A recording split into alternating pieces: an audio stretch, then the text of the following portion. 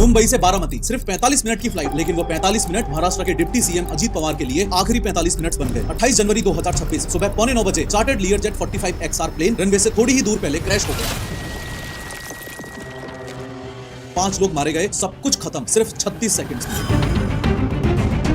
लोगों को लगता है कि ब्लैक बॉक्स मिला, मानो कोई पेन ड्राइव मिल गई। उस पेन ड्राइव को बस अब लैपटॉप में लगाना है और सामने स्क्रीन पर HD में क्रैश की वीडियो चल जाएगी। खेल खत्म।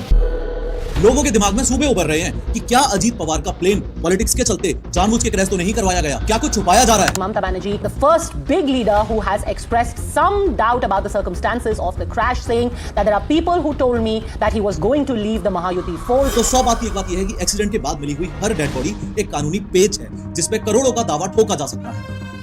Air France flight 447 Atlantic ocean के बीच में क्रैश हुई थी। वो ब्लैक बॉक्स समंदर की 3900 मीटर की गहराई में चला गया था, यानी कि टाइटैनिक जितना नीचे। ऑलमोस्ट 2 सालों तक अंडर वाटर रोबोट्स और सोनार से ढूंढा गया। उस एक ब्लैक बॉक्स की इन्वेस्टिगेशन की वजह से पूरी दुनिया में 387 प्लेन्स को ग्राउंड कर दिया गया। बोइंग को बिलियंस ऑफ डॉलर्स का नुकसान हुआ, कंपनी के शेयर्स 20% गिर गए। अब ये बात तो सही है, लेकिन इससे ज्यादा सही बात यह है कि आधा सच पूरे झूठ से ज्यादा खतरनाक होता है। लेकिन हर बार की तरह शुरू से शुरू करते हैं।